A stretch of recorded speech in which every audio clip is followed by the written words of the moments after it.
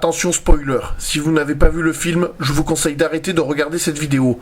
Amicalement Pulco. Salut à tous, c'est PULKO et bienvenue dans ce nouvel épisode de la DVD Tech de Pulco. 5 ans après le précédent épisode. Promis, je vais passer à un meilleur rythme. Le film dont nous allons parler aujourd'hui est Pokémon Détective Pikachu. Alors ça me fait plaisir de vous parler de ce film aujourd'hui car lors de sa sortie en salle, j'avais arrêté mon émission La Toile de Pulco où je parlais justement des films qui étaient sortis en salle. À quelques mois après, j'aurais pu vous le chroniquer à la bonne époque. Et j'étais assez frustré de ne pas pouvoir vous parler de ce film pour plusieurs raisons. De 1, le film était très bien.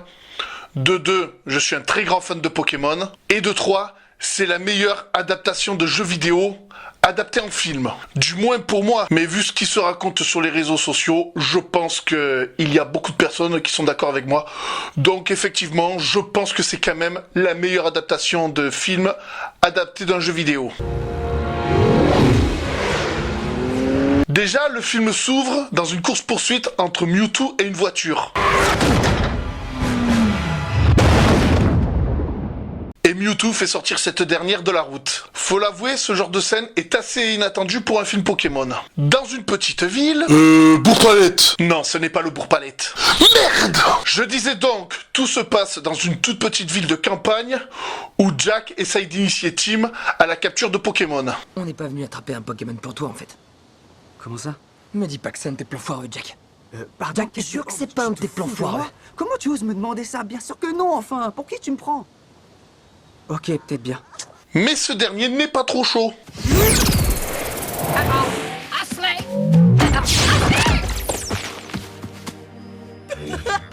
J'adore le design des Pokéballs au passage. La lumière est pas verte? Elle devrait être verte là, ça craint ça, Jack. C'est mauvais signe, non? Tire-toi!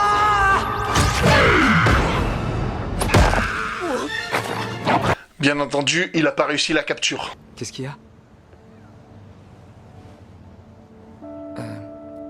C'est la police de Rhyme City qui cherche à me joindre. Il y a eu un accident. Et là, Tim commence son périple vers Rhyme City. S'il te plaît, non. Je voulais dire, s'il te plaît, vas-y. Merci. Merci. T'as pas la langue dans ta poche, toi. Excellent gain réel, je ne sais pas si c'est fascinant ou dégoûtant. Le fait de créer une ville comme Rhyme City où les humains vivent en harmonie avec les Pokémon, c'est très intelligent car au moins on voit des Pokémon partout dans ce film. Et j'adore ça. Aussi, j'aimerais classifier une chose, ce n'est pas l'histoire de Pokémon qui se déroule dans notre monde, c'est bien une histoire qui se déroule dans le monde des Pokémon. Le monde des Pokémon qu'il y a dans les mangas, dans l'anime ou même les jeux. C'est juste qu'à Rhyme City, les Pokémon se promènent en liberté. D'ailleurs, à un moment donné dans le film, ils vont mentionner la région de Kanto. Après, est-ce que le film se déroule dans la timeline de l'anime, du jeu ou du manga? Ça, je n'en sais rien. Le film a peut-être sa propre timeline aussi. Enfin, passons. Regardez comment elle est fun, cette ville! Ronflex.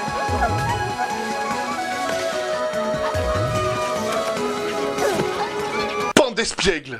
La lutte contre les incendies serait très différente sans les brigades de Carapuce. Carapuce.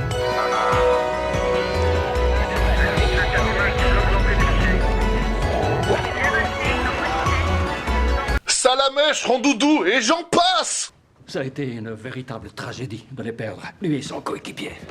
Son coéquipier? Son Pokémon.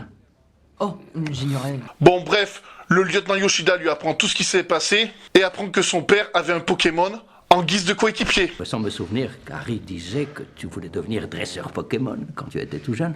Ouais, en fait, j'ai fait autre chose. Je travaille dans les assurances, maintenant.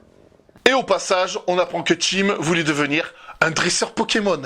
Oh non, non, non, non, attends, Psycho, quoi que j'interroge une source. Ok, je vais vous... Je vais te demander de me dire officiellement tout ce que tu sais à propos d'Harry Goodman. Arrivé à l'appartement de son père, Tim tombe sur une journaliste qui est accompagnée d'un psychoquack qui, elle aussi, enquête sur la disparition de son père. Tu vas vraiment citer le nom de tous les Pokémon que tu vois? C'est bon, on le sait que t'es fan. Non, pas spécialement, mais ce Pokémon est accompagné d'un personnage principal de l'histoire. Ah bon? Et puis c'est ma vidéo, je fais ce que je veux. Y'a quelqu'un? C'est moi, tu me reconnais pas? J'amène la cam. Dépose ça sur le pas de la porte et fous le camp. D'accord, si tu veux. Mais comment on fait pour mon pognon? Toujours ces vieux polars en noir et blanc. Ah, intéressant, ça fait une bonne transition avec l'épisode précédent. Là, on en revient à ce que je disais tout à l'heure. Là, il y a carrément une référence à la région de Sinnoh.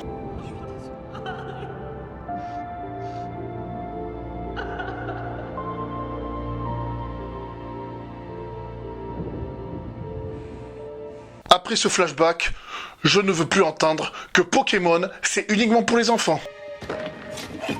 C'est quoi ce bruit ?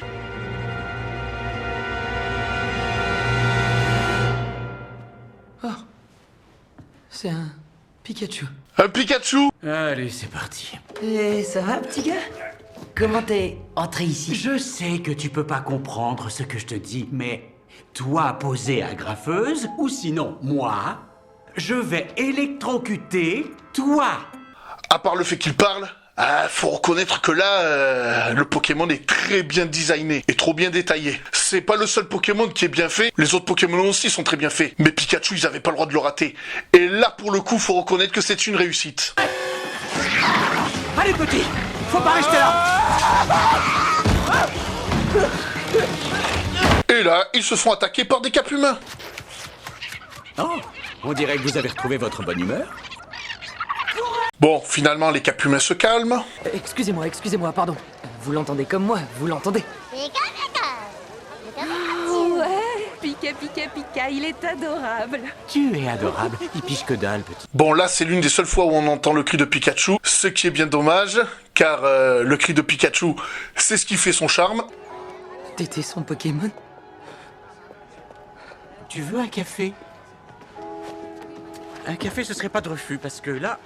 Oui, on va se boire un café. Et là, il se rend compte que ce Pikachu était le partenaire de son père. Bon, là, je vais être chiant, mais là, on est clairement dans la timeline de l'animé. Car ce rondoudou tient le même micro-stylo que celui de l'animé. Et d'ailleurs, je pense que ce rondoudou est le rondoudou de l'animé. Coïncidence ? Non, je crois pas. Non, Harry est vivant. Non, Harry est mort. Tu te trompes, désolé, j'ai vu dans le rapport de police qu'il était mort. Juste parce que les flics disent qu'il est mort. Ça veut dire que c'est officiel. Vraiment? Est-ce qu'ils ont trouvé un corps? Ça m'aurait étonné. Et par curiosité, est-ce que ce rapport disait aussi que j'étais mort? Parce que si moi je pète le feu, ça veut dire qu'Harry doit être vivant lui aussi. Affaire classée. Bon, ce Pikachu soutient dur comme fer que le père de Tim n'est pas mort. Je ne parle pas souvent de ça quand je chronique un film, mais là, faut reconnaître que les couleurs, l'étalonnage et les décors de ce film sont tout simplement magnifiques. Surtout dans cette scène. Ok, bon, parle-moi de ça. Il y a plein de photos d'elle dans l'appartement. Forcément, elle a un lien avec Harry. Elle le connaît peut-être. Ça pourrait être une piste. Non, désolé. C'est ma mère. Elle est morte quand j'avais 11 ans. Oh. Excuse-moi, j'étais pas au courant. Que ça soit dans le dessin animé, les jeux ou même ce film, je trouve que le thème de la mort revient souvent ces dernières années dans Pokémon. Le thème de la mort a toujours été là, mais je trouve que ces derniers temps, c'est beaucoup présent. Ce thème a toujours été là, mais il a toujours été plus ou moins discret. T'as trouvé quoi, petit? Je viens tout juste de rencontrer une fille, elle est journaliste, elle bosse chez CNM et elle voulait faire un sujet sur Harry. Je suis sûr qu'elle m'a pas tout dit. Typique de ceux qui en savent long. On va s'introduire à son travail et lui sauter dessus. C'est une image. Merci, j'avais compris. Bon, ensuite, ils vont à CNN pour interroger la journaliste sur ce qu'elle sait sur la disparition de Harry. Ouais, elle essaie de me mettre dans sa poche, mais ça prend pas avec... Oh, sainte merde d'Arceus. Ah ouais, jusqu'au bout. Il remplace carrément le terme Dieu par Arceus. Pour ceux qui ne connaissent pas l'histoire de la licence Pokémon, Arceus, dans le monde des Pokémon, c'est un Pokémon et c'est Dieu. Écoute, on a les moyens de te faire parler. Ou mimer. Ouais, alors dis-nous ce qu'on veut savoir. Qu'est-ce qu'Harry Goodman faisait ici et qu'est-ce que ça avait à voir avec le R? Ah, la fameuse scène avec Monsieur Mime. Joue. C'est un pichet. Ok, tu verses de l'eau? Non. Du sel. C'est une salière, tu cuisines. Non. Les meilleurs plats sont faits avec amour. Mais de quoi tu parles? T'as des gaz? Des gaz. Du gasoil, de l'essence. Oh, c'est devenu glauque de chez glauque cette affaire, j'adore.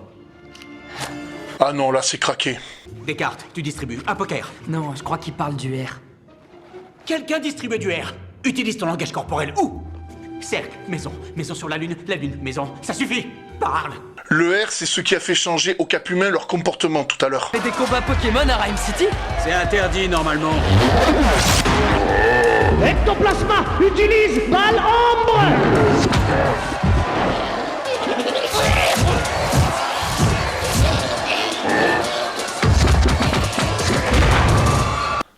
oui, la fameuse arène Pokémon. Ben là, c'est le seul moment du film où vous verrez un match Pokémon en arène. Dracofeu, il est magnifique aussi. Mais lui, non!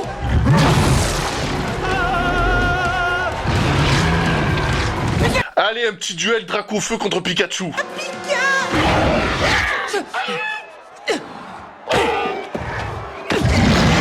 Mais c'est interdit, ça! Quelle créature magnifique, n'est-ce pas?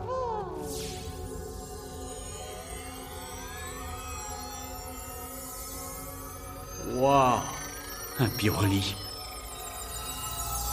Imaginez pouvoir... Et ils nous mettent même des évolutions. Vous connaissiez Harry? L'enquête sur laquelle Harry travaillait, c'était pour moi.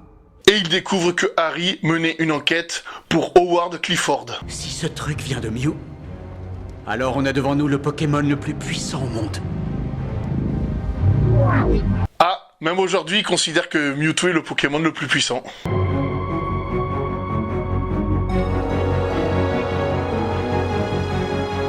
Ah aussi, un autre truc intéressant avec ce film, c'est que pour faire les musiques, ils n'ont pas eu besoin d'utiliser les thèmes de Pokémon. Et ça, je trouve ça très fort. Ce film s'en sort très bien avec sa propre BO. Qu'est-ce que tu fais? Eh bah, je suis en train de couper le grillage pour qu'on entre Discretos. Quoi? Où t'as trouvé ça? Discretos, il y a une caméra et elle est bien visible. Tout ce qu'il nous reste à faire maintenant, c'est capturer le Pokémon le plus puissant qui existe, Mewtwo. Il s'est échappé il y a près de 20 ans de la région de Kanto. Et voilà la fameuse référence à Kanto. Et au film Mewtwo contre-attaque aussi. On est bel et bien dans la timeline de l'animé. Heureusement, notre bienfaiteur a engagé un spécialiste pour le localiser. Bonne chance, lieutenant Goodman. Ah, c'est son père qui a capturé Mewtwo. Pas mal l'attaque shuriken des Amphinobi. Faites dégroser! Allez! Allez!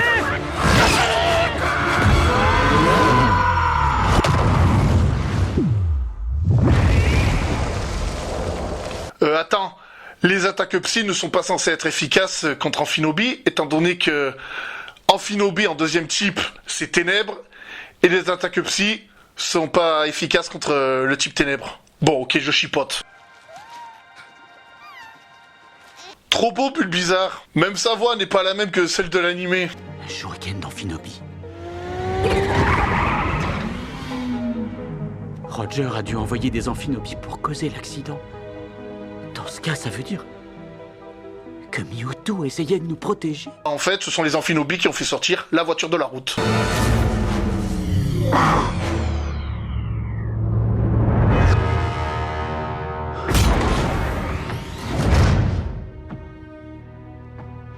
Le transfert a marché. Il a carrément transféré son esprit dans le corps de Mewtwo. Et c'est donc Clifford, le méchant. Ce n'est qu'un film Pokémon, mais c'est quand même un bon film d'enquête qui nous mène sur une mauvaise piste. Allez, Pikachu! Tes pouvoirs sont quelque part en toi, t'as juste besoin d'une petite étincelle pour lancer la machine! Allez, on se motive! Ah enfin! Pikachu peut enfin utiliser ses attaques électriques! Bon, un petit combat Pokémon qui fait plaisir. Je vais défaire ce qui a été fait.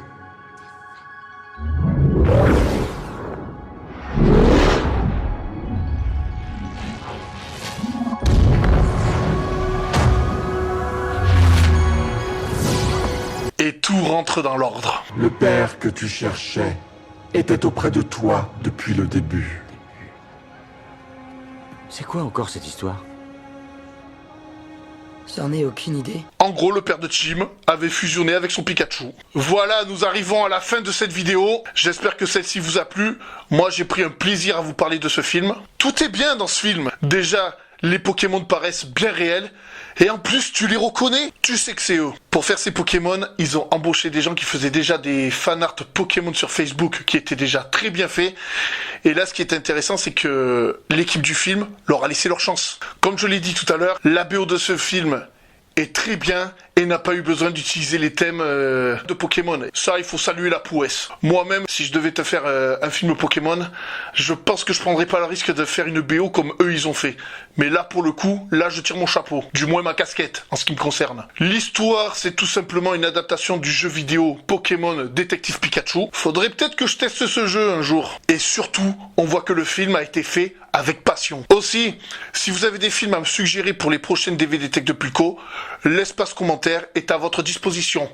Si ça me parle, j'en ferai une vidéo. Comme d'habitude, si ce n'est pas encore fait, je vous invite à vous abonner à ma chaîne YouTube Pulco Cinematic Universe. Si mes sapes vous plaisent, je vous invite à faire un tour dans la boutique Arsenal 187, vous y trouverez peut-être votre bonheur. Et bien entendu, je vous invite à venir me rejoindre sur tous mes réseaux sociaux. J'essaye d'être tous les vendredis sur Twitch pour faire des lives.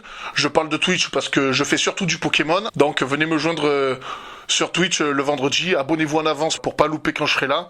Des fois, il m'arrive de streamer sans prévenir. C'était PULKO. Sur ce, ciao.